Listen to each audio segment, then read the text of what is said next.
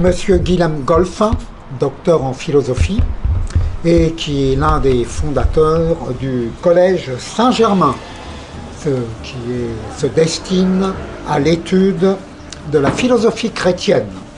Donc vous vous doutez déjà de ce qui vous attend. Il est membre par ailleurs de l'Institut d'éthique et politique Montalembert. Si vous voulez en savoir plus, vous lui poserez les questions à ce sujet à la fin de la conférence. Alors, je me permets, pour en terminer, de souligner l'actualité des propos qui vous seront tenus dans quelques instants, puisque les événements électoraux qui viennent de se dérouler, en particulier par exemple le très fort pourcentage d'abstentionnistes des 2 tours d'élections législatives, nous indiquent que notre système démocratique est pour le moins malade, ici et maintenant en France. La parole est à monsieur le docteur Golphin. Je vais rajouter un mot. Je vous invite vraiment à lire ce livre, comme le livre qui vous a été présenté il y a quelque temps, de Maxence Écart, sur les fondements de la démocratie moderne. Ce sont des livres qui peuvent contribuer au renouvellement de la pensée politique. Les ambiguïtés de la souveraineté, mais ça, je pense que vous entrez en détail. La vieille notion romaine qui a été dévoyée à la Renaissance, pour des raisons historiques, le protestantisme. Donc, une forme de naturalisme. Je ne vais pas faire l'exposé, mais je pense que c'est un point très important, que sans un bien commun conçu d'une manière traditionnelle, et pour cela, il faut non seulement se purger des Rousseau, mais aussi de toute l'idéologie démocrate chrétienne, propagée entre autres par Maritain. Et le bien temporel, le bien commun temporel, est ordonné au bien commun spirituel. Alors il est évident que nos nations apostates peuvent parler de souveraineté éventuellement, ça peut exciter quelques instincts animaux, mais on se garde bien d'évoquer l'identité. Et je rappellerai que des peuples peuvent perdre leur représentation étatique et garder pendant des siècles leur culture. Or, je pense que le combat de demain est là. À vous, cher ami. Merci. Bonsoir à chacun, chacune, bonsoir à tous. Donc, je remercie le frère Thierry de m'avoir invité pour cette petite conférence. Donc, nous sommes mis d'accord sur le titre suivant. Donc, le bien commun est-il encore possible? Avec en sous-titre les ambiguïtés de la souveraineté. Alors, à force, en guise d'ambiguïté, vous verrez que, selon moi, il y a des choses sont relativement assez claires et que la notion de souveraineté n'est pas une notion qui est tout à fait donc, à retenir. Bon, je vais essayer de dire pourquoi. Alors, on parle beaucoup à nouveau ces temps derniers du bien commun. C'est une expression qui ressurgit depuis quelque temps. Elle était longtemps restée de côté, elle était longtemps donc occultée par d'autres expressions comme intérêt général, intérêt de la nation, intérêt de l'État, d'autres encore, et qui avaient donc supplanté cette notion ancienne, on peut dire antique, traditionnelle en tout cas, de bien commun. Donc on ne peut que se réjouir du renouveau du terme, mais encore faut-il savoir ce que l'on met derrière l'expression. Car après tout, si on regarde un petit peu les textes, Rousseau lui-même fait usage de l'expression. Vous trouverez ça au début du deuxième livre du Contrat social, où Rousseau peut écrire que la volonté générale peut seule diriger les forces de l'État selon la fin de son institution, qui est le bien commun. Rousseau, tout en étant bien un auteur moderne, s'il en est encore imprégné de vocabulaire classique, et donc de façon assez compréhensible, je crois, il réutilise le terme. Mais encore faut-il savoir, je répète, ce qu'on met derrière, et on peut supposer que Rousseau ne met pas exactement la même chose que peut y mettre un saint Thomas d'Aquin, par exemple. Bien. Alors ces remarques préliminaires ne seront sans doute pas sans rappeler au lecteur d'Aristote une autre remarque que fait Aristote au commencement de son enquête sur la cité proprement dite. C'est-à-dire en fait au début du livre 2 des Politiques, le livre 1 étant consacré à l'étude de la famille. Aristote a en effet remarqué qu'il est nécessaire, je cite, que tous les citoyens aient en commun soit tout, soit rien, soit certaines choses et pas d'autres. En effet, qu'il n'ait rien en commun, c'est manifestement impossible, car la vie en cité est une certaine communauté. Voilà, donc l'hypothèse qu'il n'y ait rien en commun est aussitôt écartée. Et donc la question se pose de savoir qu'est-ce qu'ils ont en commun. Et la suite de ce livre 2 fait une critique notamment de Platon et du communisme, de la théorie de Platon, pour montrer qu'on ne peut pas tout mettre en commun, donc il y a des choses communes et des choses qui ne le sont pas. Mais il faut nécessairement qu'il y ait quelque chose de commun dès lors qu'il y a communauté. Alors Aristote fait du reste remarquer tout de suite que la première chose en commun, c'est un territoire, qui est unique et le même pour tous. Mais au-delà, donc, il y a bien sûr bien d'autres choses qui doivent être considérées comme communes. Alors, quelle que soit la réponse à la question, ce n'est pas ici en tant que tel d'emblée mon sujet, l'essentiel c'est, à mon sens, le raisonnement que tient Aristote. Je veux dire par là que la recherche en politique ne commence pas par une interrogation d'ordre anthropologique sur la nature de l'homme ou d'ordre historique sur le commencement des cités ou des empires, à plus forte raison sur un quelconque contrat social ou convention équivalente. Mais l'enquête sur la politique part du constat qu'il y a quelque chose de commun, qui doit donc nécessairement être organisé de la façon la meilleure possible, afin que la vie des membres de la cité soit précisément la meilleure possible. Et donc le tout étant de savoir ce qui est effectivement commun. Or, comme par ailleurs, donc, on peut faire remarquer encore que la vie au sein d'une communauté politique est précisément une vie, c'est-à-dire un ensemble multiforme d'actions qui s'enchevêtrent, qui parfois se contredisent, parfois se concertent. Bon, c'est bien sûr complexe, comme toute vie sociale organisée, mais c'est bien une vie et qui, comme telle, donc obéit à la loi de l'action. Et l'action humaine, comme structure élémentaire, eh bien, se doit distinguer entre les fins que l'on poursuit et les moyens de parvenir à cette fin. La fin en question, quelle qu'elle soit, étant toujours visée comme un certain bien. Elle peut ne pas l'être, si l'on se trompe, on peut faire bien sûr des erreurs, mais pour autant qu'on recherche quelque chose, on le considère, à tort ou à raison, comme un bien. Si on le considérait comme un mal, eh bien on le fuirait, on le rejetterait, on ne le rechercherait pas. Le bien étant de manière générale ce que naturellement tout le monde désire, nous dit encore Aristote, ceci c'est dans l'éthique à Nicomaque. Donc pour autant que la vie politique est une certaine vie et donc une action commune, elle a donc nécessairement un bien commun, elle doit viser nécessairement un bien commun puisqu'il y a d'une part communauté, d'autre part un bien qui est visé. Si on réunit les deux, ça donne la notion de bien commun. Et tel est donc le premier principe de la science politique et de la politique tout court, c'est-à-dire de la politique comme art ou comme pratique. Alors si ceci donc est vrai, ça entraîne nécessairement le fait que ça n'est pas un autre principe qu'il faut aller chercher. Si le bien commun est principe premier de la communauté politique, eh bien ça veut donc dire que la souveraineté ne peut pas l'être. Je ne prends bien sûr pas la souveraineté par hasard, puisque on considère depuis à peu près la fin du XVIe siècle, début du XVIIe siècle, à la suite de l'œuvre de Jean Bodin, publiée en 1576, les 6 livres de la République, on considère donc classiquement que la souveraineté est le principe premier de la communauté politique. Alors l'occasion de cette conférence, c'est donc l'ouvrage que j'ai pu publier donc, au mois d'avril aux éditions du Cerf, Souveraineté et désordre politique.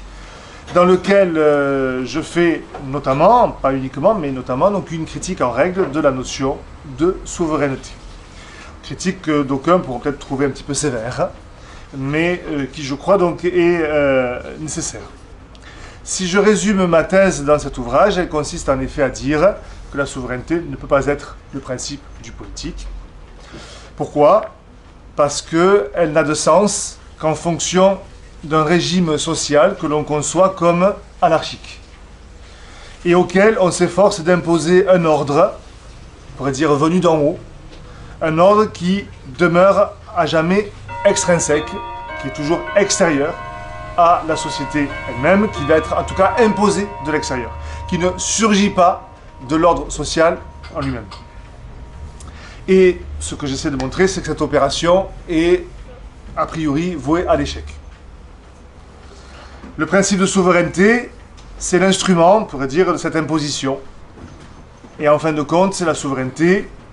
Je crois que c'est une leçon de l'histoire des derniers siècles et qui s'accélère sans doute depuis quelques décennies. La souveraineté se révèle en fin de compte impuissante à instaurer un véritable ordre au sein de la communauté.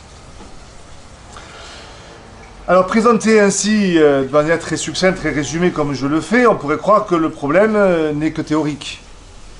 Bon, voilà, que les auteurs qui vont se revendiquer la notion de souveraineté, laquelle sera déclinée de manière diverse, je ne peux pas ici rentrer dans tous les détails, on passera bien sûr d'une souveraineté qui est celle du prince, donc qui s'inscrit dans la continuité bien sûr des monarchies médiévales et qui, à partir des théories du contrat au XVIIe siècle, va être rétrocédée au peuple, ce qui rentrera effectivement donc dans les actes progressivement, à partir de la Révolution anglaise, c'est vrai, de la démocratie américaine, et puis, de façon vraiment fondamentale, de la Révolution bien sûr française à la fin du XVIIIe siècle.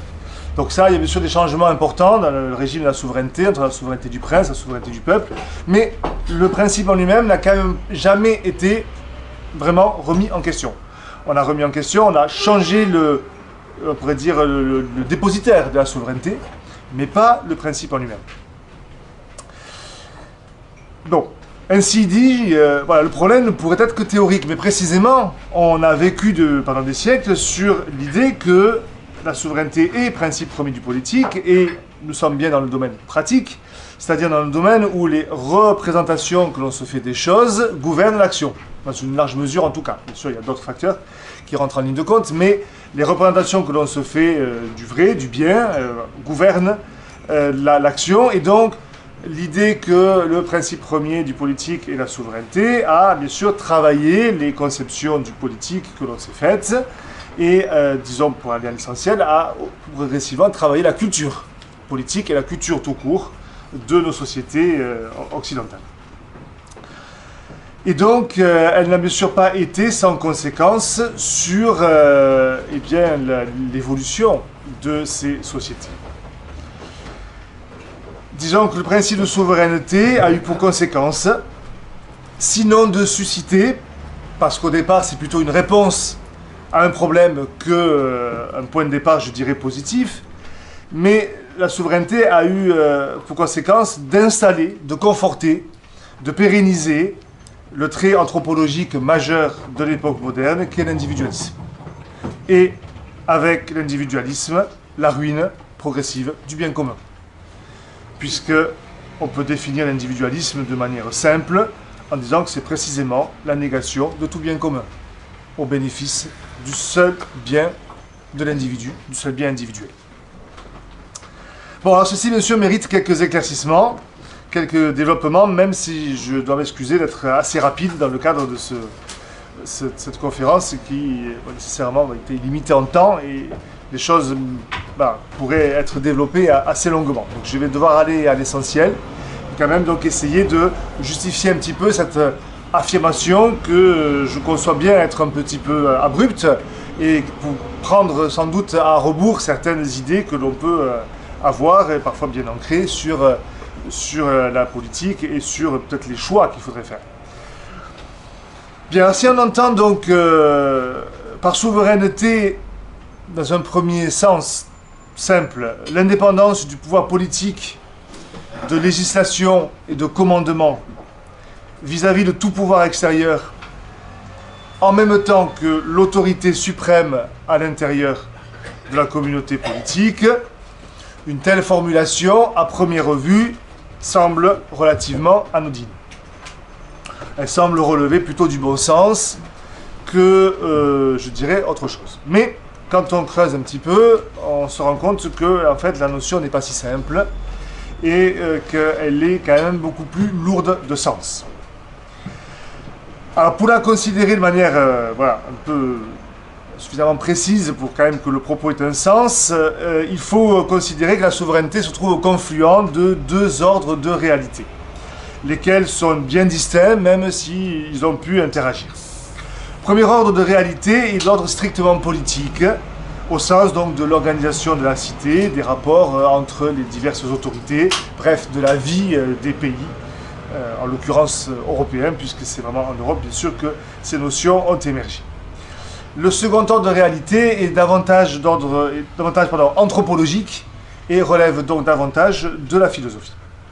Alors commençons donc par la politique et donc par l'histoire, en disant que historiquement la souveraineté plonge ses racines dans la tradition médiévale, de la compétition des autorités. Alors je vais me permettre de reprendre à peine le frère Thierry dans sa présentation, parce que la notion de souveraineté n'est pas antique, on ne la trouve pas à Rome, elle émerge au Moyen-Âge, où elle vient traduire, donc à partir du moment où on va traduire en langue vernaculaire, et d'abord en français, puisque c'est d'abord en français que ça va et en France que ça va se jouer de fait, lorsque donc on va traduire les textes juridiques, lorsqu'on va commencer donc à traduire et puis à écrire du droit en langue vernaculaire et non plus en latin. Et elle va traduire cette notion de souveraineté, l'expression latine de summa autoritas, d'autorité suprême, celle qui est donc au-dessus de tout autre. Expression qui se comprend dans le contexte typiquement médiéval, notamment donc de la lutte entre le pape et l'empereur, et de savoir qui c'est qui va être supérieur entre les deux, avec les tenants d'un côté du pape, ce qu'on appelle donc les légistes, canonistes, et puis d'autre côté ce qu'on appelle les romanistes, qui sont donc les tenants de l'empereur. Les uns comme les autres vont affirmer qui pour le pape, qui pour l'empereur, que soit le pape, donc soit l'empereur, est le chef de la chrétienté. Et donc le chef ultime, celui qui a l'autorité suprême, et qui a donc l'autorité, jusque y compris, de pouvoir, alors, si c'est le pape, confirmer l'élection de l'empereur, éventuellement déclarer donc hérétique et excommunier, et donc déposer un empereur voilà, qui serait donc non conforme, on va dire, aux lois de la chrétienté. Et symétriquement ou réciproquement, les tenants de l'empereur vont affirmer que, alors d'une part, l'empereur ne tient pas à son pouvoir du pape, mais directement de Dieu. Ça, c'est tout l'héritage, toute l'ambiguïté de l'héritage du couronnement de Charlemagne. Voilà, savoir si il a été donc sacré en présence du pape. Est-ce que c'est le pape qui le sacre, ou bien est-ce que le pape n'a que à titre de représentant de l'Église, mais le pouvoir vient directement de Dieu, auquel cas, c'est pas le pape qui sacre l'empereur, mais l'empereur est sacré par Dieu directement. Le pape n'est qu'instrument. Et donc, dans ce cas-là, ce que défendent les romanistes, donc l'empereur tient son pouvoir directement de Dieu, et donc ne dépend pas en tant que tel du pouvoir pontifical, de l'autorité pontificale, et aurait même l'autorité en cas d'hérésie pontificale, ou en cas de comportement manifestement désordonné. Le cas, c'était le meurtre, si un pape devenait donc meurtrier, au sens commun du terme, l'empereur aurait eu donc l'autorité pour déposer le pape. Donc ça, c'était ce que défendaient les juristes donc, romanistes. Voilà, donc, bon, peu importe après le détail, pour ce qui nous concerne, mais donc une saine compétition et donc une définition d'une autorité suprême. C'est ça que l'on va entendre dans un premier temps par souveraineté, le terme apparaissant dans les premiers textes en français, donc au XIIIe siècle. Bien, ceci donc va évoluer ensuite. Ça va évoluer progressivement avec différents donc, facteurs. D'une part, donc l'affaiblissement de l'Empire germanique. D'autre part, l'affaiblissement aussi de l'autorité pontificale, notamment donc à cause du grand schisme d'Occident, donc de la grande crise donc au XIVe, XVe siècle, début XVe, enfin XIVe siècle surtout, oui, pardon, donc concernant donc, le grand schisme d'Occident qui va forcément affaiblir l'autorité pontificale, du fait aussi de la politique d'État indépendant de l'Empire, et il s'agit de deux États en particulier, la France d'un côté, l'Angleterre de l'autre. Bon, l'Angleterre n'a jamais fait partie de l'Empire germanique, et la France s'en est dégagée à partir des Capétiens. Et donc progressivement vraiment une politique indépendante. Et donc progressivement, eh bien, on va développer l'idée d'une souveraineté à l'intérieur des différents royaumes. Au départ, la souveraineté est celle de l'Empire, si on le prend sur un plan strictement politique, donc elle a une vocation universelle. Et progressivement, donc, on va avoir l'idée d'une souveraineté particulière. Bon, ce qui va bien sûr se radicaliser à partir du moment où donc il va y avoir émancipation vis-à-vis de l'autorité pontificale, émancipation, on pourrait dire, assez radicale, ce qui vraiment intervient avec la crise protestante. Donc les États protestants qui vont se dégager, bien sûr, du rapport à Rome, et les États catholiques qui vont en général aussi avoir une politique de, disons, relative, plus ou moins relative, parfois très franche, mise au pas de l'Église et c'est une domination à l'intérieur de l'État, donc de l'Église. Pensons à la politique donc, à l'Église gallicane en France. Pensons, c'est un peu plus tard, c'est au XVIIIe siècle, mais au joséphisme en Autriche. Donc, qui sont des politiques de domination, on va dire un peu de mise au pas de l'Église, de la part bien sûr de pays qui sont restés catholiques.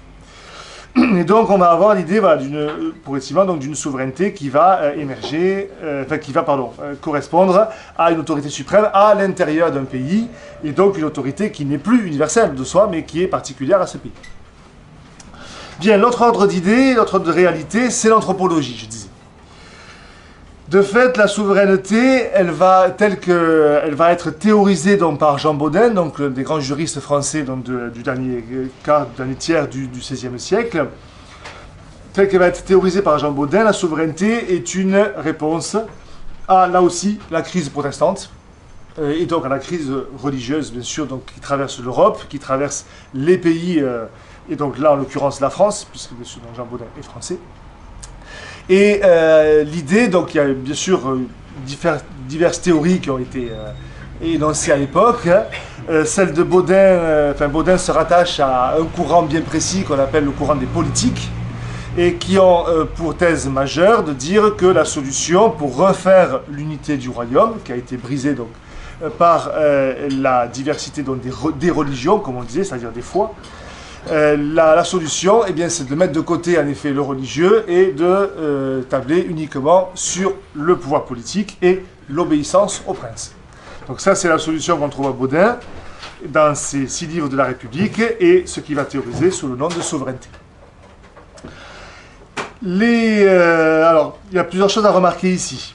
Première chose, bien entendu, tout à fait remarquable, c'est que c'est le point de départ d'une conception du politique qui émancipe non seulement dans le cadre de la chrétienté, mais plus largement, si on remontait jusqu'au temps du paganisme antique, aucun pouvoir politique ne s'est jamais conçu indépendamment d'une référence religieuse.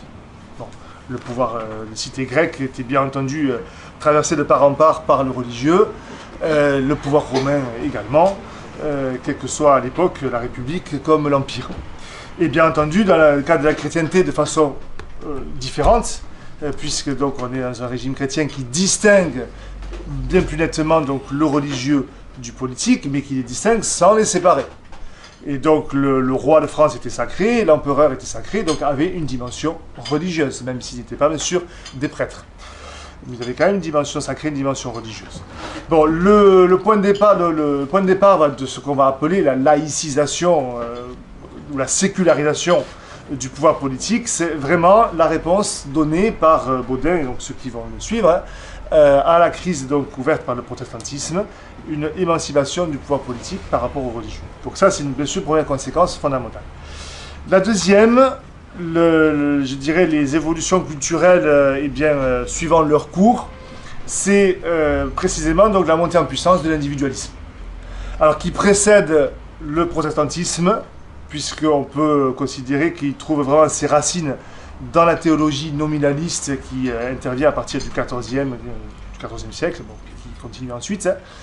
Le nominalisme ayant pour thèse essentielle qu'il n'y a que des hommes et qu'il n'y a pas de nature humaine commune. Et donc il n'y a que des individus. Donc on est bien déjà dans la thèse de l'individualisme, mais il est évident que le protestantisme va être une sorte de catalyseur de l'individualisme, va précipiter au sens chimique du terme l'individualisme et va vraiment donc le renforcer.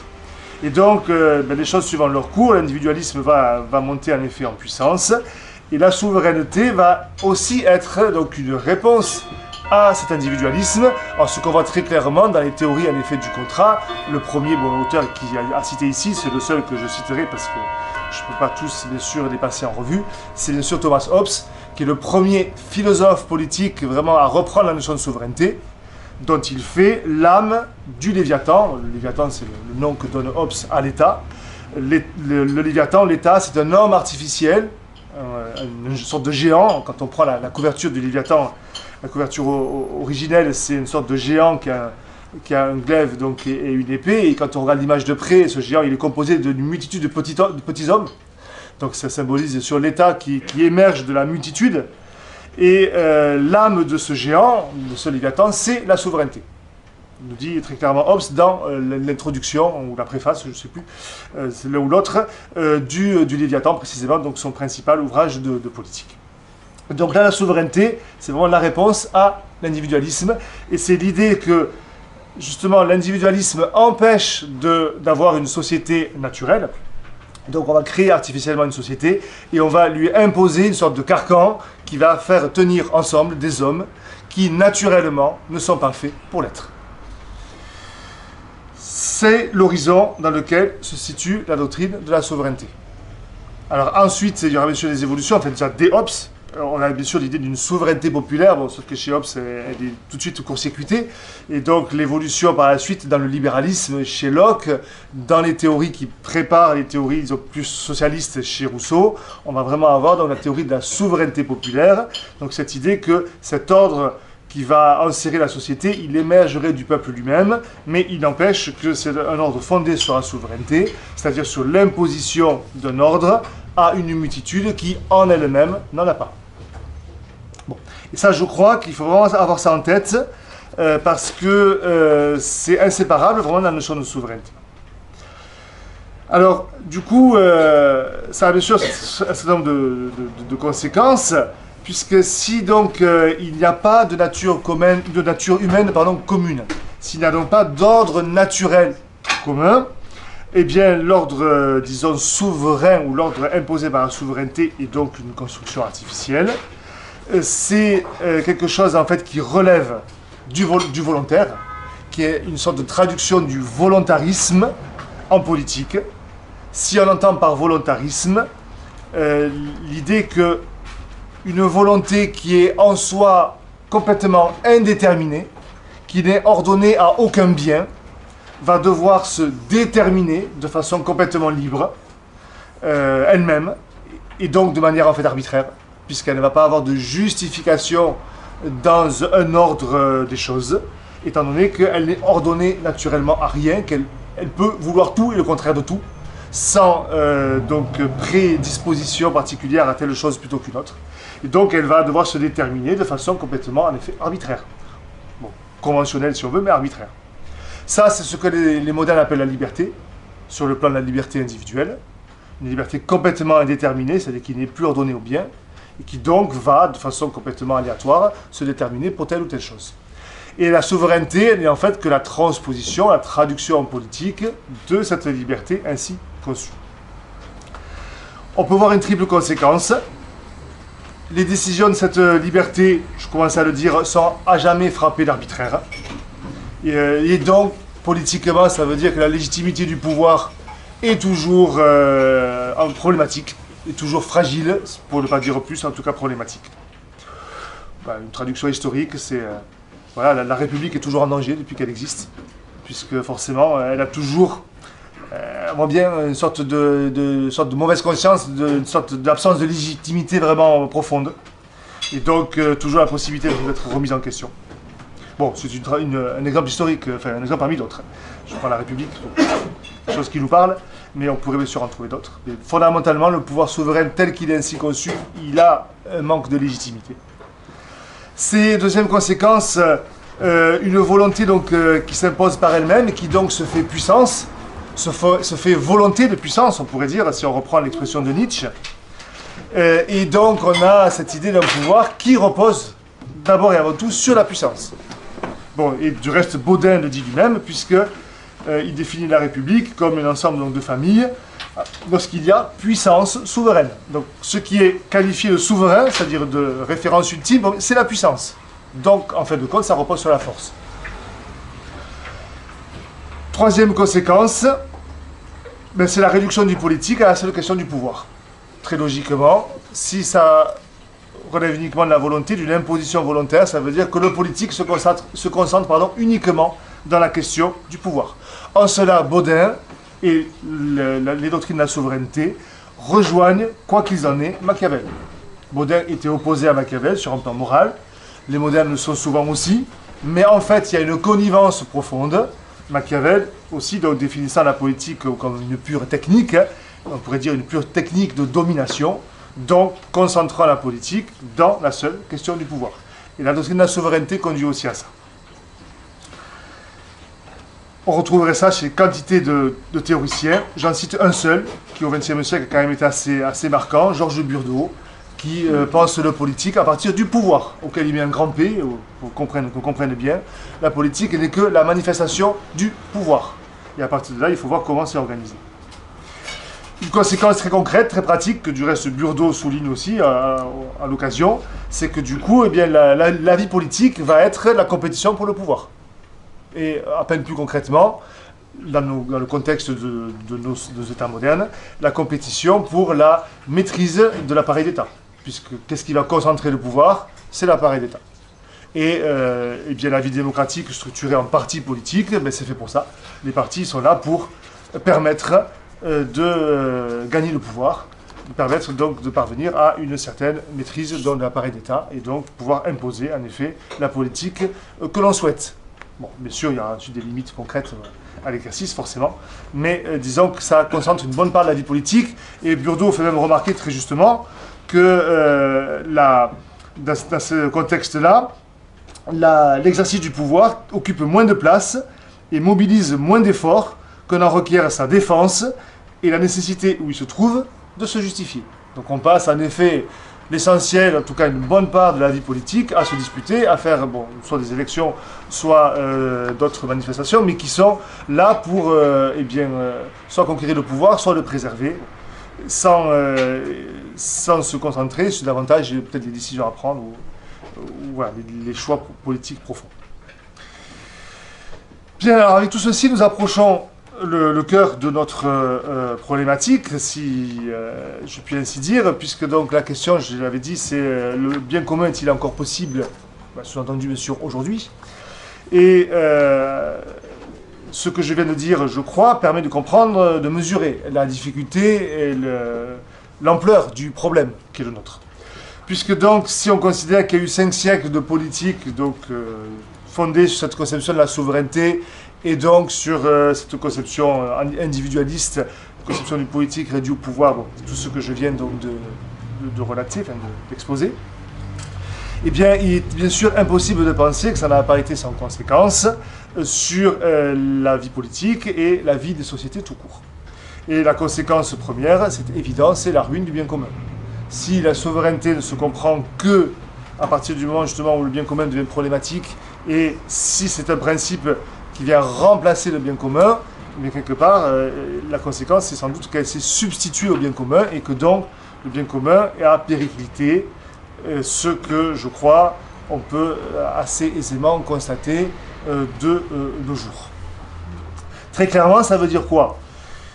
Bien, si Aristote a raison, et si le fondement de la cité c'est le bien commun, dès lors qu'il n'y a plus de bien commun, il n'y a plus de cité.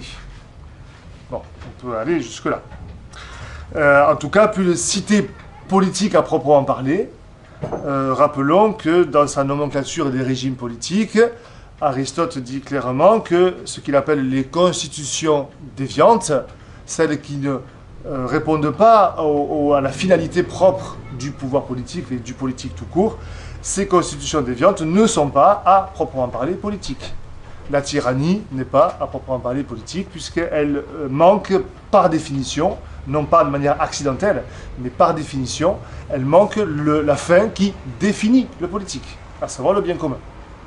Analogiquement, parce que nous ne sommes pas dans des régimes de tyrannie, en tout cas au sens grec du terme, c'est très différent assurément, mais analogiquement, on peut dire la même chose de nos sociétés, elles ne sont plus, à proprement parler, des sociétés politiques, pour autant, en tout cas, qu'elles ne visent plus, elles ne cherchent plus à le viser, ce bien commun, elles ne visent plus le bien commun, elles ne cherchent plus à le viser, et en tout cas, elles sont impuissantes, dans une large mesure, à l'atteindre. Bon, à partir de là, que faire, si je puis dire, que penser? Est-ce que, en effet, je reviens à ma question, le bien commun est-il encore possible? Alors, je crois que néanmoins, il faut répondre par oui à la question. Alors, reprécisons une dernière fois, le problème est un problème d'unité. La crise que nous traversons est celle que, je crois que c'est Marcel de Corte, vous me contredirez si je me trompe, ce que Marcel de Corte a appelé la dissociété. La dissociété, c'est ce que je viens de dire, le fait qu'il n'y a plus de société politique et qu'on va donc en effet dans une division et dans une involution, on pourrait dire, vers une sorte d'anarchie au sens le plus banal du terme, de désordre. Voilà, pas l'anarchie au sens de la théorie politique assez précise, mais plus généralement, plus communément, donc, le désordre qui est bien entendu toujours porteur de violence, de division de violence. Donc ce que Marcel de Corte, et certains l'ont repris depuis, appelle donc la dissociété. Donc ça c'est bien un problème d'unité, c'est la première chose qu'il nous faut avoir en tête. L'unité par la souveraineté donc étant à mon sens fort close, il reste donc à voir ce qui peut unir les gens au sein d'une société telle que la nôtre aujourd'hui. De sorte qu'on vienne à reformer, on pourrait dire, ou à former à nouveau une véritable communauté politique. En clair, ça veut dire que le problème est en fait celui d'une culture commune. Si nous ne formons plus une cité, une communauté politique, ça veut dire que, en tout cas pour autant que nous ne le formons plus, ça veut dire que nous ne partageons plus une même culture. On peut ici reprendre ce que disait donc saint Augustin, une définition relativement simple du peuple. Il y a peuple lorsque des gens raisonnables, des gens doués de raison, eh bien, aiment les mêmes choses. Bon, c'est une définition très simple qu'on trouve au livre 19, je crois que c'est le paragraphe 24 de la Cité de Dieu. Voilà, définition donc Augustin oppose à la définition de la cité par Cicéron, donc une discussion sur comment définir la cité, et Augustin parle d'une définition du peuple qui est très simple, voilà, la réunion de gens raisonnables qui aiment les mêmes choses. On peut simplement rajouter, c'est quand même une précision qui est nécessaire, c'est que cette culture commune, il faut que ce soit quand même fondé sur des vertus, c'est-à-dire ce qui va permettre aux hommes de développer une vie réellement bonne. Autrement dit, la précision est quand même importante. Toute culture n'est pas forcément bonne. Il peut y avoir des mœurs qui sont mauvaises, qui, si néanmoins elles s'inscrivent dans la durée, dans le temps, eh bien on devra bien dire qu'elles forment une forme de culture. Bon, si on prend en tout cas le terme au sens un peu très général, assez descriptif, on pourrait dire. Bon, en clair, ce que je veux dire, c'est qu'il y a civilisation et il y a barbarie. Et qu'une barbarie qui s'inscrirait dans la durée, eh bien, pourrait aussi être appelée quand même culture. Bon, mais bien sûr, en précisant peut-être le terme. Bon, et que ce qui va faire la différence entre civilisation et barbarie, c'est en clair la loi naturelle. La loi naturelle qui va donner donc les grands principes du bien et du mal, et donc de mœurs qui soient proprement humaines. Par barbarie, il faut bien entendu entendre ce qui, au contraire, ravale l'homme au rang de l'infra-humain, on pourrait dire. On dit souvent au rang de l'animal, mais enfin c'est souvent injurier les animaux, puisque là encore on peut citer Aristote, quand l'homme devient vicieux, il est pire que l'animal, il le dit Aristote, parce qu'il est doué d'armes, et donc il peut être vraiment inférieur. Bien, donc ça, c'est la loi naturelle est bien entendu fondamentale pour faire la discrimination entre une culture, disons, droite, c'est-à-dire celle qui va promouvoir des vertus intellectuelles et morales, et puis une culture qui ne le serait pas. Mais à partir de là, notre problème, c'est en effet celui d'une culture. Bien, alors à partir de là, comment penser, et pouvoir penser, c'est un renouveau du bien commun et donc d'une certaine culture commune. Alors tout d'abord, disons que, à mon sens, c'est d'abord possible.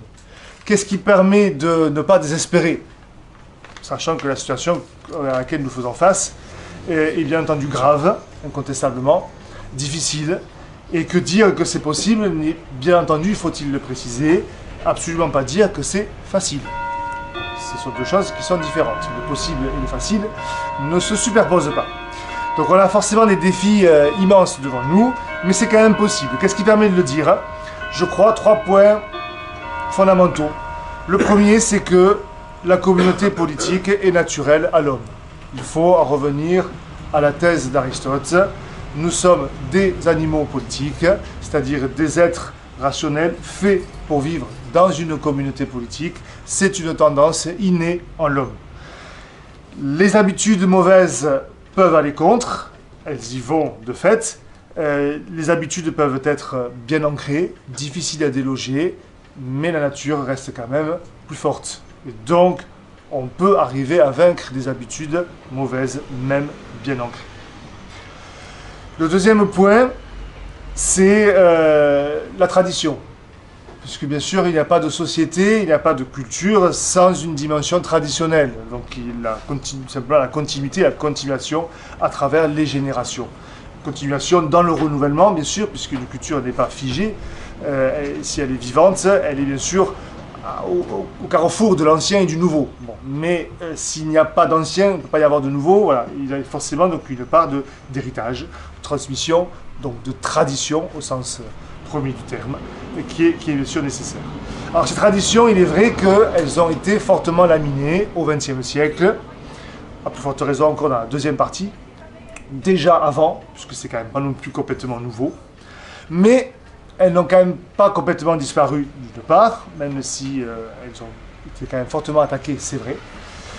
Par ailleurs aussi, il y a tout un trésor, je dirais, consigné dans les livres, dans les différents supports qui peuvent, qui sont là pour être les vecteurs possibles si on se les réapproprie, si on les refait vivre, donc à travers une éducation appropriée, à travers un travail personnel, collectif, pour faire revivre donc une culture, disons, classique, laquelle bien sûr est très riche en Occident, donc il faudra faire des choix aussi. Mais enfin, il y a des possibilités, elles sont immenses. On a des moyens de faire revivre, je crois, ceci. Enfin, je termine par ça, mais il aurait peut-être fallu commencer par ça. Bien sûr, avoir clairement chevillé au corps, à l'esprit et à l'âme, que nous ne combattons pas seuls. Alors, ce qui a un double sens. Nous ne combattons pas seuls, je veux dire par là que ce n'est pas un combat qu'humain. Ce qui veut dire que l'adversaire n'est pas qu'un homme non plus. Ça, je crois qu'il faut aussi être clair. Saint Paul nous le dit, nous combattons aussi des puissances qui sont supérieures donc, à l'homme. Mais aussi, donc, nous avons, quand nous sommes croyants, nous le savons, nous avons aussi toujours l'aide de Dieu qui nous est donnée, qui nous est offerte, pourvu que nous nous tournions vers lui d'un cœur, je dirais, sincère, avec foi et confiance. Et il ne nous abandonnera pas. Donc ces 3 points, c'est en fait dans l'ouvrage que j'ai publié, c'est les 3 ruptures majeures que je vois. C'est rupture avec la tradition, rupture avec la nature, et donc, voilà, c'était mon premier point, et rupture avec la foi. En fait, dans l'ouvrage, je le vois dans l'ordre inverse, rupture avec la foi, et donc avec Dieu, rupture avec la nature, rupture avec la tradition. Ces 3 ordres-là sont vraiment, je crois, les piliers, en effet, d'une culture, le rapport au religieux, le rapport donc à la nature et bien sûr le rapport à une tradition propre. Ils ont été fortement attaqués au XXe siècle et bien sûr avant, mais néanmoins, ils ne sont quand même pas morts, tout simplement c'est pas possible. Voilà. Sauf à ce que notre culture disparaisse complètement, voilà, bien sûr, mais nous n'en sommes quand même pas là. Bien, alors à partir de là, qu'est-ce qu'il faut faire? Qu'est-ce qu'on peut faire? Bien, je crois que il y a 4 ordres, je crois, de choses à privilégier. C'est pas exhaustif, Mais il me semble que c'est les axes principaux premiers. Bon, tout d'abord, bien sûr, d'une part, les moyens religieux. Les moyens religieux, à strictement parler, je crois qu'il faut commencer par ça, tout ce qui est prière, foi, pratique religieuse, prière aussi pour le renouveau de notre société, de la culture française, de la culture occidentale. Ça, c'est bien sûr un pan essentiel. Au-delà, je crois qu'il est clair que rien ne se fera sans un certain renouveau au sein de l'Église, sans que l'Église retrouve le sens plein et entier de sa vocation évangélisatrice. Et donc, je crois, de façon très nette, si elle quitte les sirènes du modernisme, et si elle retrouve des bases à la fois donc, intellectuelles et spirituelles, bien sûr, je dirais plus fermes, plus vraies. Bon, ceci pour une double raison, même en fait une triple raison. Parce que, bien sûr, Dieu est le seul véritable rocher sur lequel les hommes peuvent s'appuyer. Je reprends l'image au psaume, psalmiste. Parce que la loi naturelle, à laquelle je faisais allusion, ne peut être pleinement conçue, pleinement appréhendée qu'à la lumière de la foi. Qu'est-ce qui permet de dire ça? Tout simplement, je reprends ici saint Thomas d'Aquin en renversant un peu sa proposition, c'est-à-dire s'il y a eu révélation vétérotestamentaire, qui, pour saint Thomas, se confond quasiment en tout avec la loi naturelle, c'est précisément que la loi naturelle que tout homme devrait être à même de lire en lui-même, puisque ça n'est rien d'autre que la loi éternelle telle qu'elle se réfracte dans la raison humaine, donc elle est inscrite en nous, mais le péché fait que notre cœur est obscurci, notre intelligence par conséquent aussi, et donc il ne nous est pas spontanément aisé de trouver cette loi naturelle. Donc nous avons besoin de la foi pour ça. Donc les moyens religieux sont bien entendu indispensables. Une part de la culture antique a disparu, mais tout n'a pas disparu parce qu'il y a une part, et une part importante, qui a été assumée au sein du christianisme. Bon, ça, rien ne pourra se faire si l'Église ne retrouve pas, parce que ce à quoi nous enjoignait Benoît XVI, le contact en effet avec la Grèce, avec Rome, avec la culture, disons, classique. Bon, là, la responsabilité des chrétiens, laïcs comme clercs, est absolument essentielle. Le deuxième point, je crois, c'est qu'on ne fera pas aimer le bien, on ne fera pas aimer les vertus si on ne les fait pas connaître. Et donc, rien ne se fera sans un vigoureux effort intellectuel, capable de défier, et j'ose espérer, j'ose affirmer, de défaire, enfin, la pensée sophistique, la vaste sophistique qu'est la pensée moderne. Voilà, donc là, on aura besoin, je crois, de tous les auteurs, de toutes les forces, bien sûr au sens des personnes bien sûr vivantes actuelles, mais aussi par rapport au passé, de tous les auteurs qui peuvent nous aider dans ce sens-là. Bien entendu, donc on a cet immense docteur qui est saint Thomas d'Aquin, donc qui a été largement remis à l'honneur à partir du XIXe siècle. Bon, beaucoup moins depuis 50 ans, mais il y a quand même, malgré tout, il y a toujours donc bien sûr des tenant de saint Thomas d'Aquin, mais je pense qu'aussi grand que soit saint Thomas d'Aquin, il ne saurait suffire à lui seul, c'est l'ensemble encore de la culture antique, antique et chrétienne, qu'il faut mettre à contribution. Certains se retrouveront dans d'autres auteurs qui sont aussi légitimes qu'on leur voit, saint Augustin, saint Bonaventure et bien sûr beaucoup d'autres. Bon, et puis les philosophes, bien sûr. Mais ça n'est pas non plus que la philosophie, ni que la théologie, c'est aussi un effort en histoire, c'est aussi un effort en sciences. Bref, un ensemble complet, je dirais, sur un plan intellectuel. Il y a un défi, je crois, à relever qui est immense, qui est à la fois, en tout cas pour des personnes qui sont volontaires, qui ont un peu cet appétit du savoir, qui est à la fois un défi qui peut être stimulant, qui peut être donc enthousiasmant. Il faut impérativement retrouver le sens du savoir, le goût du vrai et du bien. Bien, une culture existe et se fait aimer, troisième point, non pas seulement par ses doctrines intellectuelles, mais également par tout un ensemble d'images, de métaphores structurantes, de mythes, au sens de mythes littéraires, si on veut, pas forcément les mythes religieux, en tant que religieux, mais en tout cas les mythes, voilà, au sens de ce qui peuvent symboliser, des trésors de symboles qu'ils peuvent recouvrir. Bref, tout ce que va servir à véhiculer littérature, cinéma, les arts, de manière générale. Alors ici, c'est aussi un peu ambivalent, on pourrait dire, parce que là encore, l'héritage, on pourrait dire, est à portée de main. Bon, les œuvres littéraires, nous les avons. Les textes, nous les avons. Les grandes œuvres du cinéma, il y en a de très grandes, nous les avons. Et d'autres, bien sûr, d'autres genres donc, artistiques, nous les avons. Maintenant, une tradition, je le disais il y a quelques minutes, n'existe que si elle est vivante, que si certains donc, se l'approprient, mais aussi la perpétuent. Et donc, il est évident que nous avons besoin de vrais écrivains, de cinéastes, de poètes. Il y en a, souvent méconnus. Parce que, bien sûr, la médiatisation met le focus sur d'autres auteurs, sur d'autres œuvres qui ne méritent pas forcément toujours ce titre-là, mais bon, qui, en tout cas, ont pour eux donc, la faveur des médias. Donc là, il y a bien sûr aussi un défi, très clairement à relever, mais qui est essentiel. Toute la dimension, pour moi, à la fois symbolique, affective aussi, qui est bien sûr essentielle à toute culture. Je prends un seul exemple par rapport à ça, il y a tellement de choses à faire, je prends un seul exemple, on pourrait très bien sûr puiser dans la vie des saints, et je sais que l'Église en recèle d'immenses figures, qui sont bien sûr mises en valeur, mais qui pourraient l'être bien davantage. Pensons à ce que pourrait faire le cinéma en mettant en avant la vie de tel ou tel saint. Ça a été très très peu fait, ça a été fait, mais quand même relativement peu, et il y aurait bien sûr d'immenses choses à faire, qui pourrait avoir des valeurs esthétiques très grandes et une valeur spirituelle qui serait bien sûr très importante. Bref, en résumé, on pourrait très bien refaire une nouvelle légende dorée, si je reprends le terme de Jacques de Voragine. Voilà. Donc, bien sûr, il faudrait concevoir de façon différente, mais ça, c'est pas en soi un problème.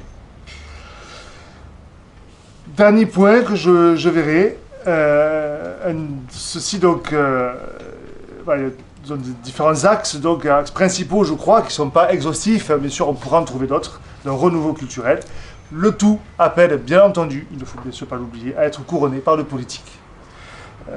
Le politique, c'est-à-dire donc, très clairement le fait de parvenir à terme, au moins, parce que dans l'immédiat, il est évident que ce n'est pas pour demain que ça sera fait, mais d'arriver à terme à avoir un pouvoir qui permette d'amplifier ces mouvements-là, de les coordonner, bref, de jouer ce rôle architectonique qui est celui de la politique, à nouveau au sens d'Aristote. Hein. Donc la politique, elle est là pour venir couronner tous ces mouvements culturels divers et variés, arriver à les unifier et sans doute à les dynamiser encore plus, à les amplifier.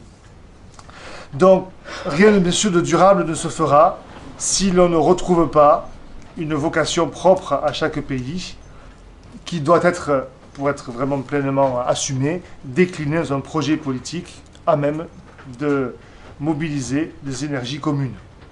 Quel que soit ce projet, on pourrait bien sûr donner sans doute plusieurs exemples, enfin, plusieurs formes, mais il y a bien entendu ici quelque chose qui est essentiel et auquel il ne faut pas renoncer.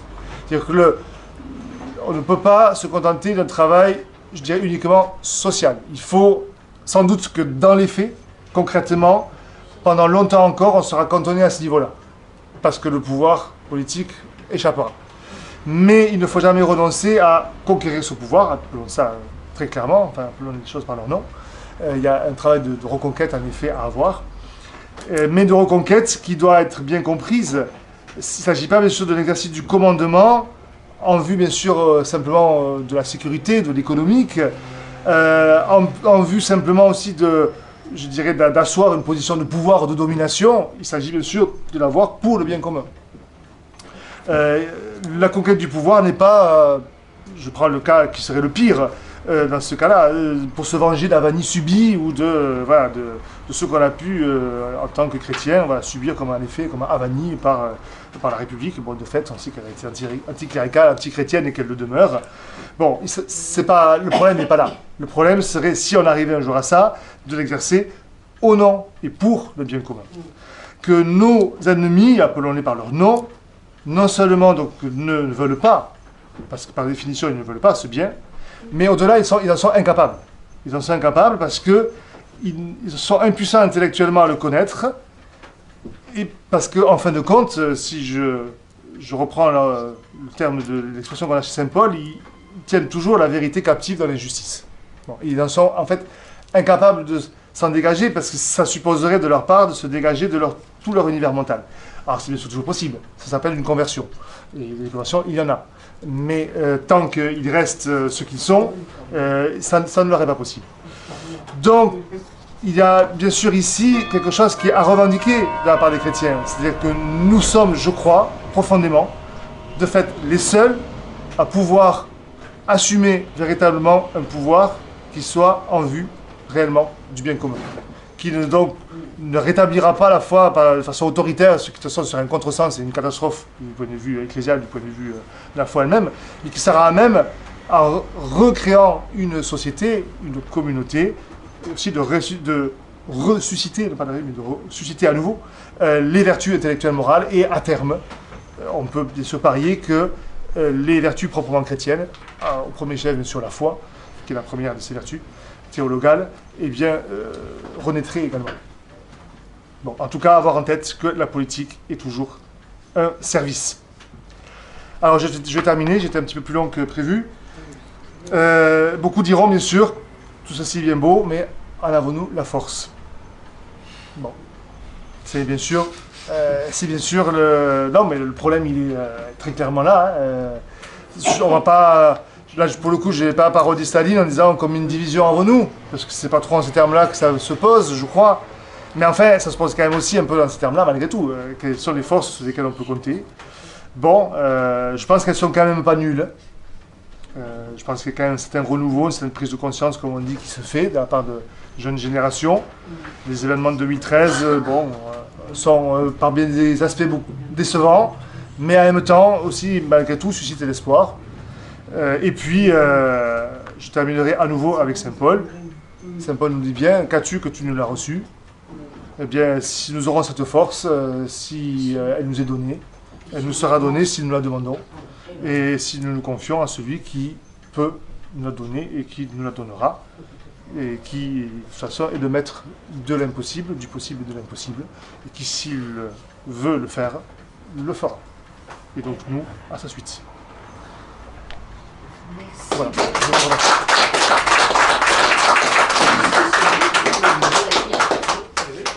Très bien. Voilà. Je ne sais pas s'il y a des questions. Oui, moi, Oui. La souveraineté, aujourd'hui, quand on parle de souveraineté, on parle de souveraineté du peuple. Alors qu'avant, quand on parlait du roi, enfin en France, le roi souverain, en réalité, il était souverain contre le lieutenant de Dieu, ça veut dire qu'il Tout à fait. était soumis à Dieu, c'est-à-dire qu'en fait, par essence, il n'était pas totalitaire, puisqu'il se mettait à jour devant Dieu. Tout à fait. Tout à fait. Parce qu'on a Alors, tout à fait battu aujourd'hui. tout à fait, non, bien sûr. Et aujourd'hui, on croit que par la loi, on décide de ce qui est bien et du mal, sans aucune limite. Bien sûr. Alors qu'avant, on ne pouvait pas porter atteinte. Jamais le roi, dans ses lois, il pouvait avoir tous les travers personnels qu'il avait. Il n'aurait pas pris une loi contre le bien commun. Alors, Et contre les lois transcendantales. j'entends bien. Alors, là, il y a plusieurs choses, je crois. Il est évident que la notion de souveraineté, bon d'abord, je l'ai retracée rapidement, elle émerge donc progressivement. Elle connaît une première théorisation vraiment très particulière avec Jean Baudin, vraiment, à ce moment-là, qui fait que, dans mon ouvrage, c'est ce que je défends. Je crois qu'on peut parler de deux notions de souveraineté, vraiment la notion médiévale et puis la notion qui émerge à partir de la fin du XVIe siècle, début XVIIe siècle. Alors, qui, bien entendu, sur un plan historique, vient s'inscrire dans une continuité de la pratique du pouvoir, une continuité de l'exercice, bien sûr, de Il n'y a pas de souveraineté avant. Voilà. Chez les Romains, il n'y a pas de souveraineté. Alors, le terme n'existe pas. Alors, bien entendu, il faut voir ce qu'on entend par là. On pourrait toujours dire qu'il y avait, mais si on prend les termes, c'est l'exemple que je prends, sur lequel je m'appuie dans mon ouvrage. Je prends comme exemple les hauts faits de l'empereur Auguste. Vous savez qu'il y a des différentes stèles qui retracent donc certaines dits d'Auguste, dont on a le texte, soit en latin, soit en grec. Et Auguste, dans un de ses passages, dit qu'il n'avait pas plus de pouvoir que ses pairs, puisque en fait il était empereur, mais au départ il était plusieurs encore à être donc à la tête de Rome, de ce qui devenait donc l'Empire romain, encore la République, il appelait ça encore la République du reste. Donc il était à égalité avec ses pairs en termes de pouvoir, mais il les dominait par son autorité. Et donc le terme qu'il emploie, c'est le terme d'autoritas.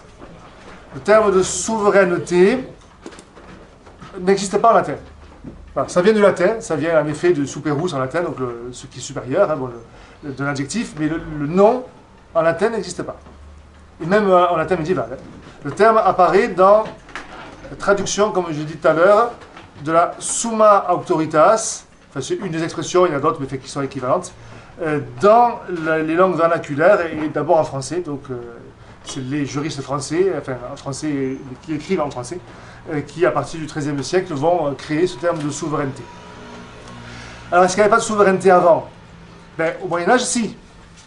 Mais justement, c'est ce que je retraçais tout à l'heure, l'empereur l'a revendiqué, le pape l'a revendiqué, le roi de France a pu la revendiquer, mais parce qu'il prétendait aussi à une vocation impériale. Oui, il était empereur Voilà. de son royaume. Oui, voilà, après, voilà, il devient empereur de son royaume, mais quand il disait empereur, en effet, c'est parce qu'il avait aussi des visées sur l'Empire tout court. Oui.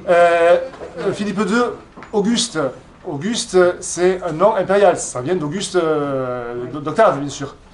Auguste, c'est un nom, c'est un qualificatif, bien sûr. C'est pas son nom.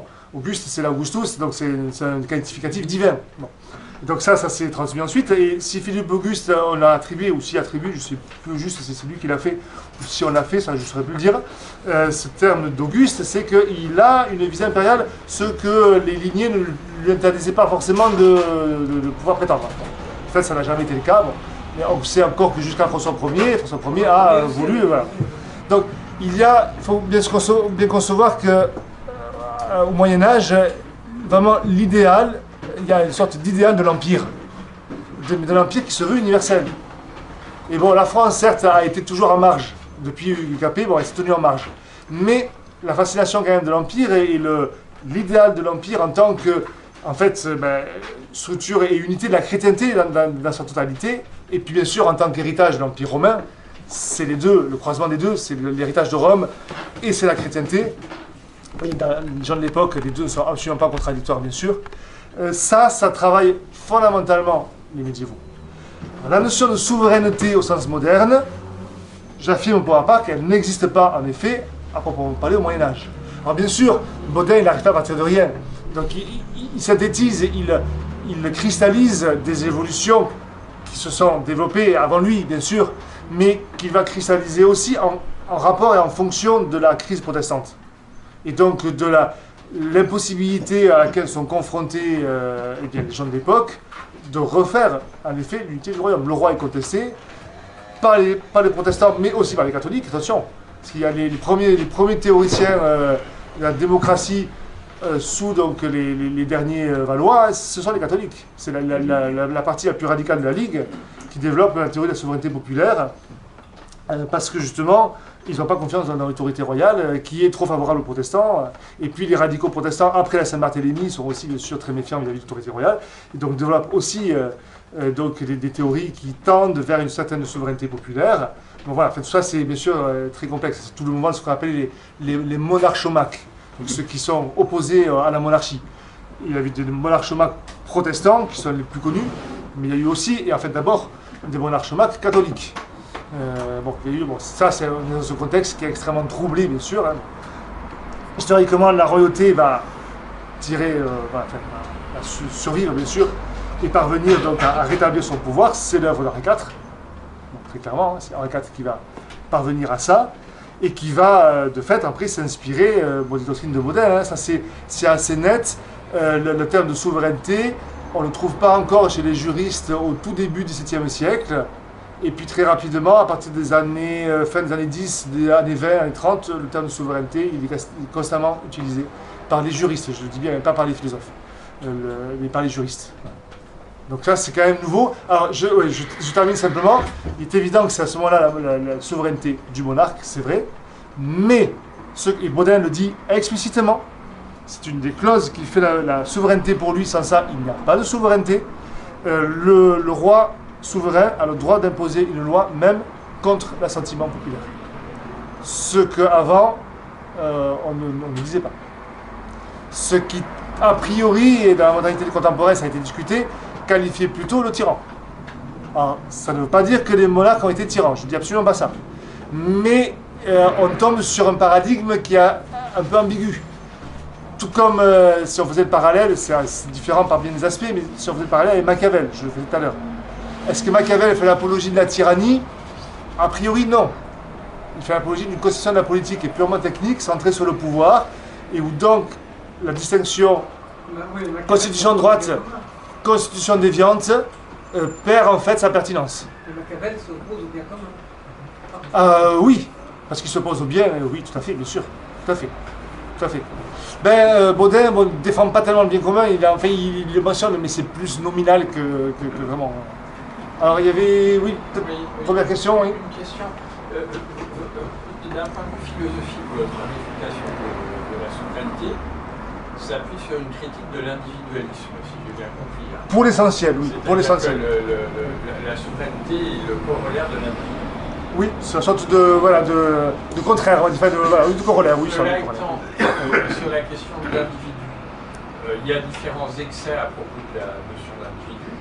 Il y a l'excès du côté nominaliste, qui, selon certains auteurs, notamment Michel Millet, je crois, auquel vous vous référez peut-être, conduit le nominalisme conduit à l'individualisme. Et puis, il y a une autre erreur qui est l'erreur inverse, qui est l'erreur du réalisme, de l'ultra-réalisme, disons, conduit à un état excessivement organique, disons un état qui n'est pas forcément totalitaire. Par exemple, le fascisme, c'est pas du totalitarisme, contrairement au nazisme ou à l'Union soviétique, mais qui est autoritaire. Donc, est-ce que la critique de la notion de souveraineté n'est pas pertinente jusqu'à un certain point quand la souveraineté devient la première notion au-dessus du bien commun? Mais est-ce que, disons, puisque la critique de la souveraineté s'appuie sur une critique de l'individu, est-ce qu'il n'y a pas un risque de jeter le bébé avec le bain? En ce sens, l'individualisme est une erreur, mais où la notion d'individu, il y a une notion saine d'individu. Alors, ça c'est toute la... Là, vous soulevez un chapitre énorme, qui a énormément, donc, comment dire, travaillé la pensée, pour le coup, vraiment chrétienne et catholique, au premier chef, au XXe siècle, sous ce qu'on appelait le terme de personnalisme. C'est-à-dire l'idée que, justement, donc, il y aurait... Enfin, là, je vais parler de manière un petit peu abstraite, parce qu'il y a des doctrines personnalistes très différentes, mais qu'il y aurait dans l'individualisme une certaine vérité, en effet, que l'on pourrait exprimer. Je ne me réfère pas au personnalisme en tant que tel. Oui. Je dis simplement qu'indépendamment même de la distinction entre individu et personne qu'on a chez Maritain, oui. La notion d'individu n'est pas achetée à la poubelle du simple fait qu'il y a un individu. Non, tout à fait. Sur ça, oui, on peut repartir sur ça de façon très simple. Là, je vais être très clair. Le terme d'individu, saint Thomas l'utilise à tout bout de champ pour, en tout cas, quand il parle en effet des hommes dans la cité, le terme d'individuum, on va le trouver sur sa plume très, très souvent. Donc, qui dit individu ne dit pas forcément en effet individualisme. Bon, alors la réponse, elle est en fait, si on va à l'essentiel, elle est assez claire. C'est-à-dire que la cité est une unité d'ordre. Donc c'est forcément une certaine unification d'une diversité. Et cette diversité, bien sûr, ne peut pas être abolie.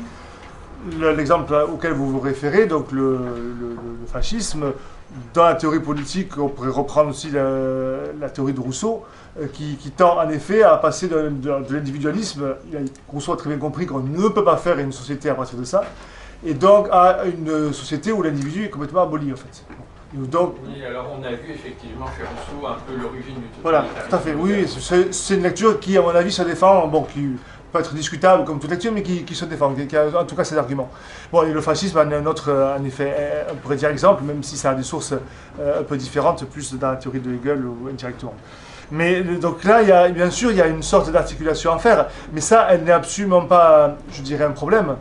Mais elle ne, comment dire, le fait de respecter en effet l'individu et le fait que nous sommes des êtres, comment dire, avec une certaine autonomie individuelle, disons, on peut ce terme-là, bon, le terme d'autonomie, on pourrait voir, utilisant ce terme-là, je dirais, ne soit pas de rapport directement avec la notion de souveraineté.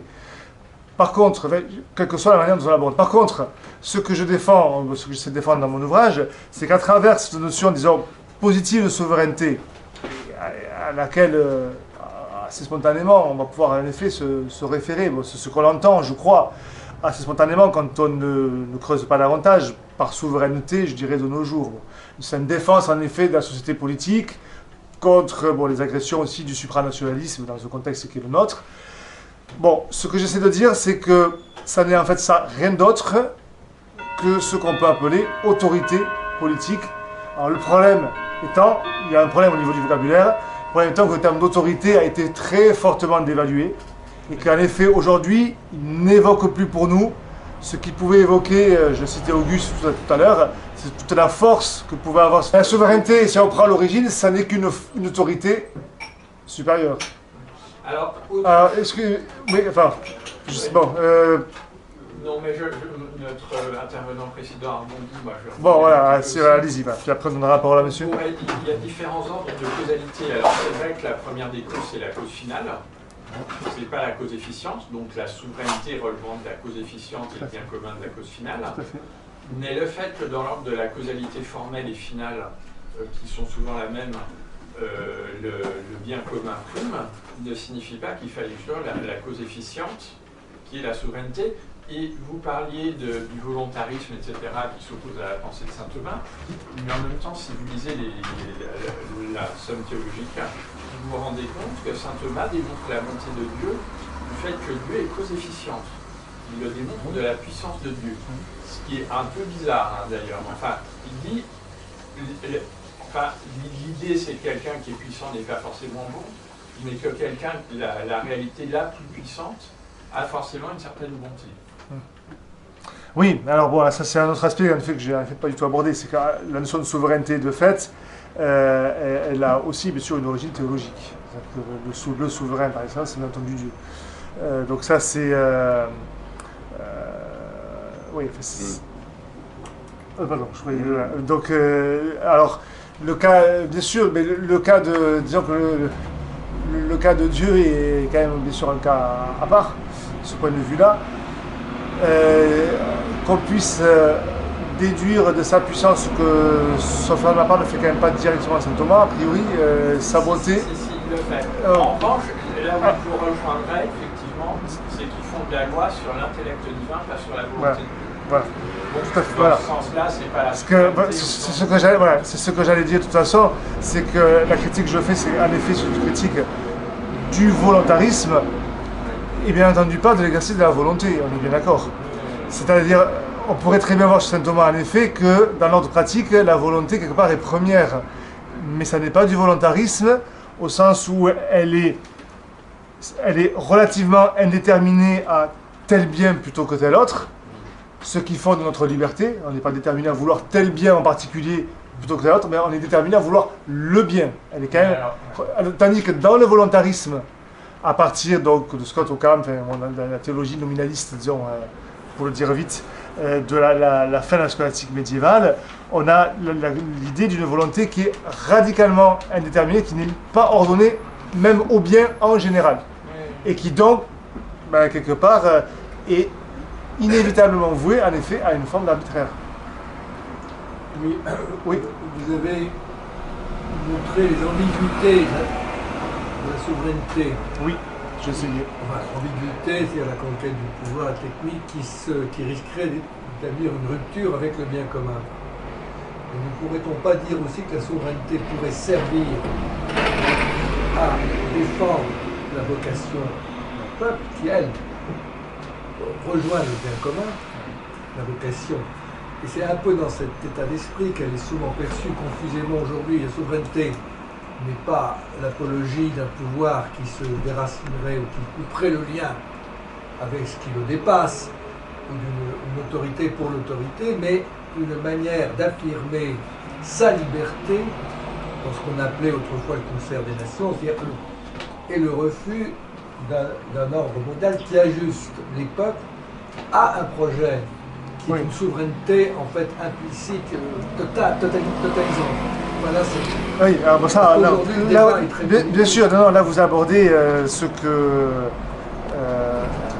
dont je n'ai absolument pas parlé ce soir, et jusqu'à présent en tout cas, donc je vous remercie d'aborder la question, que j'aborde relativement peu dans mon livre, parce que j'avais un chapitre développé, puis il n'a pas été retenu finalement, donc c'est relativement bref, mais c'est bien sûr la question du rapport au supranationalisme, et donc à ce qu'on appelle la mondialisation, le mondialisme actuel.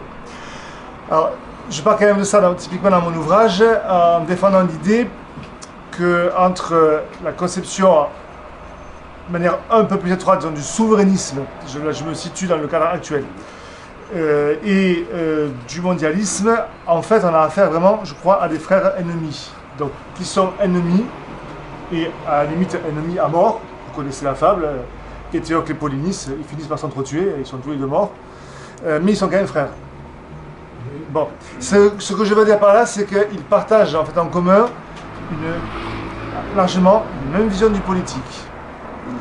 Les souverainistes, pour défendre cette vision, et donc réclamer un retour à la souveraineté, les partisans du supranationalisme, pour la critiquer comme étant, disons, facteur de guerre, on prend les lieux communs sur le nationalisme, donc qui ne sont pas forcément complètement faux, je reste, mais enfin bon, qui sont souvent quand même un peu caricaturés, un peu simplifiés. Et donc alors officiellement vous disiez en effet, passer à une sorte de souveraineté, mais en fait dans les faits on se rend compte qu'il n'y a pas, puisqu'il n'y a pas de pouvoir politique qui soit vraiment incernable. L'Union européenne a toujours fui une dimension politique. L'ONU, certes, si tant est que c'était un embryon d'État mondial, bon, il n'y a pas vraiment ça non plus. Et donc, une sorte de dilution du pouvoir, donc qui est assez caractéristique de ce qu'on appelle parfois la post-modernité. Je n'aime pas trop personnellement l'expression, modernité tardive, bon, bref, ça on peut discuter. Mais en tout cas, à l'époque contemporaine, à coup sûr. Et qui est plutôt un transfert du pouvoir, disons, au domaine de l'économique, plutôt qu'au domaine politique. Et donc, une certaine abolition du politique, parce qu'on a associé la politique au seul exercice du pouvoir et en fait à la violence, pour le dire en consécutant un petit peu.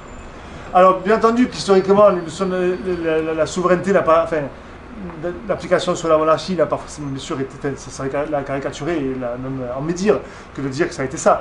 Il faut bien faire, il y a deux choses à tenir. Il y a je dirais le principe en ce qui là dans sa dimension de principe spirituel, intellectuel, sa notion de forme au sens aristotélicien, et puis l'histoire. Le principe, il a été appliqué d'abord plus ou moins, parce que bon, les faits sont là, les contingences sont là, et puis surtout, il a travaillé la culture de manière très progressive, avec des accélérations, et typiquement le passage en effet à la souveraineté populaire, telle qu'elle a été théorisée dans le cadre moderne, a été bien sûr un accélérateur formidable. Parce que les rois, en effet, se revendiquaient encore quand même des lois traditionnelles de la monarchie, se revendiquaient encore de la Bible, se revendiquaient encore de la religion. Et donc il y avait forcément un cadre qui restait, même si le principe de souveraineté en soi ne le réclamait pas forcément. Baudin soumet encore le souverain aux lois de la nature, mais il y soumet, c'est quand même déjà un peu volontariste, c'est-à-dire qu'il faut il doit s'y soumettre en conscience. S'il ne s'y soumet pas, il reste quand même souverain. Et donc c'est fondamentalement ambigu de ce point de vue-là. Tout le problème de la légitimité du pouvoir, qui est quand même une reconnaissance entre le souverain du peuple et du peuple au souverain, mais qui quand même se passe à un autre stade. Oui, bien sûr. C'est-à-dire d'un pouvoir qui ne soit pas un anéantissement de la loi naturelle, ou un écrasement. C'est un peu... Bon. Aujourd'hui, on assiste quand même à des choses curieuses, par exemple. Non, mais si vous voyez la puissance d'un pouvoir diffus pour une certaine conception de la famille, comprenez pas. Bon, et alors, comment s'opposer? Est-ce que, la question est un peu naïve, je me répète, mais est-ce qu'une notion de souveraineté bien comprise ne peut-elle pas s'opposer à cette bien sûr, non, mais à cette vague, sauf que là, tsunami occidental? Non, j'entends bien. Sauf que là, on se mettra d'accord. Je dirais là, c'est une simple question de mots. Oui, c'est ce que j'appelle la notion d'autorité. Et après, je vais être très franc, je ne me fais aucune illusion. Le terme de souveraineté est tellement ancré dans notre vocabulaire et oui, vraiment, que bon, je pense qu'on n'arrivera pas à le déraciner, ou si se déracine, ça prendra du temps. Mais dans ce cas-là, disons vraiment, c'est l'idée de vraiment en préciser le sens. Parce que si on prend le discours des souverainistes, là je me réfère à des choses concrètes, hein, le souverainisme au sens vraiment le plus contemporain, hein, c'est-à-dire cette doctrine qui est née dans les années 90, suite au traité de Maastricht. Bon, c'est par réaction au traité de Maastricht. Hein. Et c'est Paul-Marie Couteau, Abitbol, qui avait. Il se réfère à l'État-nation, c'est-à-dire à la doctrine révolutionnaire, point à la ligne. Ils ne le disent pas, mais si on les dit de près, c'est ça. C'est toute l'ambiguïté. C'est toute l'ambiguïté. C'est toute l'ambiguïté parce que la notion de légitimité pourrait justement faire le ménage, la lessive Parce qu'il n'y a pas de légitimité à établir un pouvoir par la violence et l'éradication, enfin comme ça s'est fait en France du moins. Parce que c'est tout le problème de vouloir sauver l'État-nation de la Révolution française dans une continuité. Or, personnellement, pour moi, c'est pas possible. Oui. Et c'est là où il... Mais après on tombe, le problème, c'est on tombe dans des... Mais là, il y a, comment dire, c'est vraiment tragique, parce qu'on tombe dans des choses trappes en permanence. C'est que tous les mots sont piégés. Le mot de nation, le mot de peuple lui-même, le mot de patrie même est piégé. Là, bon, je renvoie à l'ouvrage qui vient, j'ai vu récemment, il a été réédité en format poche, de Jean de Viguiry sur les deux patries. Voilà, mais ça c'est quelque chose qu'il faut vraiment avoir en tête. Quand on dit faut être patriote aujourd'hui, ben, oui, moi je suis à 100% d'accord, mais quelle patrie, voilà. Est-ce que c'est la patrie révolutionnaire? Est-ce que c'est la patrie des droits de l'homme? Ou est-ce que c'est vraiment la patrie au sens propre du terme, la terre des pères, et avec tout ce que ça a vécu? Et c'est pas la même chose. Et la nation, est-ce que c'est la nation révolutionnaire? Et voilà. Mais si on mettait notion sur le sens de la liberté dans la transmission du bien naturel, et pas la liberté dans... Et bien voilà, la notion de liberté, la notion de liberté, elle est inhérente à la question politique, bien entendu. Une cité, enfin, si je reprends donc un pays, enfin, une communauté politique, elle existe en tant que communauté si bien sûr elle est libre. Voilà. Mais c'est pas la liberté au sens moderne.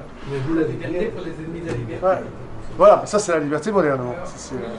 Une question, je vous ai écouté quand même tout à l'heure, j'aurais sans doute pas vu quand vous parliez du personnalisme. Qu'est-ce que dit le personnalisme sur la souveraineté?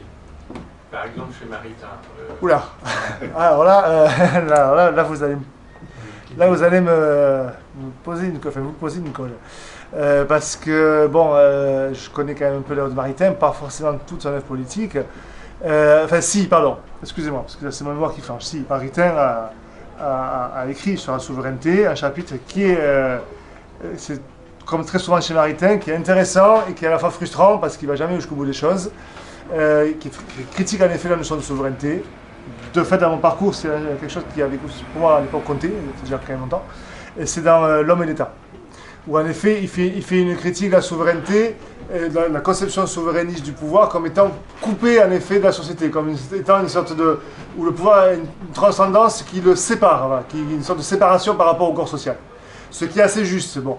Alors après, il va pas très loin, voilà. Un peu dans l'analyse, il va pas suffisamment loin en tout cas, et surtout il va pas loin du tout dans les solutions qu'il propose. Ça reste très, de ce point de vue-là, assez insatisfaisant. Quant aux autres auteurs sur la question, je vous dirais que je ne les ai pas forcément assez lus pour avoir une idée précise, oui, bon, chez Maritain, il y a quand même en effet une critique de la conception classique, on peut dire l'État classique, je veux dire 17e, 18e siècle, de l'État, voire la conception hegelienne aussi bien. Mais en même temps, bon, toute l'ambiguïté de Maritain, c'est qu'après il retourne dans une forme de libéralisme, qu'il ne dit pas ainsi, il n'en dit pas le nom, mais en fait ça revient quand même à ça. Ces conceptions sur la démocratie, le droit de l'homme. Alors, sinon, par rapport au point qui vous avait choqué tout à l'heure, comme quoi saint Thomas fonde la bonté de Dieu sur sa toute-puissance, effectivement, il fonde le fait que Dieu soit bon sur sa puissance, mais ensuite, il y a des arguments pour dire que lui est le souverain bien. Et là, c'est plus des arguments métaphysiques. C'est ce que j'allais dire, voilà, je ne l'ai pas, j'ai pas terminé tout à l'heure, il y a en effet, donc c'est complété quand même par d'autres approches. Là. Voilà, c'est quand même il n'y aurait que celle-là. On risquerait déjà de tomber dans ce dans quoi verseront les théologiens nominalistes, la théologie de la toute-puissance de Dieu. Mais pas seulement chez les nominalistes, c'est déjà chez Duns Scott. C'est déjà chez Duns Scott, tout à fait. Non, je dis nominaliste, je ne suis pas précis, mais bon, ça, je le fais de manière, enfin, je vais faire des scènes, je le fais de manière résumée et simplifiée, mais c'est bien sûr déjà chez Duns Scott, tout à fait. Et où là, Dieu n'est pas en effet lui-même ordonné. Alors chez Scott, c'est pas encore tout à fait ça, chez Occam, c'est quand même clair, où il n'est pas ordonné en effet au bien, donc il décrète le bien par un décret purement arbitraire. Voilà. Et donc, sa toute-puissance, l'intérêt de quelqu'un comme Occam, qui est un radical, c'est l'intérêt de tous les radicaux, c'est vraiment poser les choses clairement. Occam va jusqu'à dire que si Dieu avait ordonné de haïr son prochain pour être sauvé, il aurait été bon, en tout cas dans l'économie du salut, de haïr son prochain. Mais alors, ce qui est Bon, ce qui résume toute la doctrine quelque part. Bon, Ce qui ça est veut dire que c'est d'ailleurs- complètement. Ce qui est d'ailleurs très marrant, c'est qu'en pratique, un certain nombre de bons cathos qui vous parlent de loi naturelle à longueur de temps vous diront en même temps: ah, mais la loi naturelle, c'est ce que Dieu a décrété. Et non. Oui. Et non. Non, non, mais Ça va contre ce que ça devrait appeler la sagesse de Dieu. Oui, oui, effectivement, mais je vous dis que c'est ce que disent Ah, mais un bien certain sûr. nombre de gens. Mais bien entendu. C'est totalement contradictoire avec la notion de... Bien entendu, mais ça c'est alors là ça c'est encore un chapitre qui est immense, mais c'est-à-dire c'est toute la théologie à partir vraiment de l'époque moderne. Bon, il y a eu un certain retour à saint Thomas assez rapidement, même on cite toujours le fait qu'au Concile de Trente il y avait la Bible et puis je crois à côté la sorte de théologie de saint Thomas. Bon, très bien, mais très souvent quand même, et ça pour le coup quand même la critique des thomistes au XXe siècle a quand même montré assez bien, c'est que ces auteurs thomistes, l'intention, alors leur intention est tout à fait louable, tout à fait pure je crois, mais ils sont quand même souvent un peu scotistes par les bords. Disons que ça a été, il y a eu une certaine... manifestement, après moi je suis pas théologienne, je connais pas tout le Les théologiens, là je vous parle du précus, mais disons... c'est- Ah ben oui, mais ce que je veux dire c'est qu'après ça, oui, mais à travers ça, oui, mais je veux dire à travers ça, ça s'est transmis dans une certaine culture catholique aussi, qui a pu éventuellement retomber jusque dans les fidèles, je dirais un peu de base pour... Ah, très bien, oui, merci pour l'ouvrage. Merci bien. Voilà, je ne sais pas si je peux vous dédicacer si vous voulez, je peux, alors vous me direz... Il y a quelques livres. Voilà, j'en ai quelques-uns. Voilà, donc j'en ai en tout 10. Si,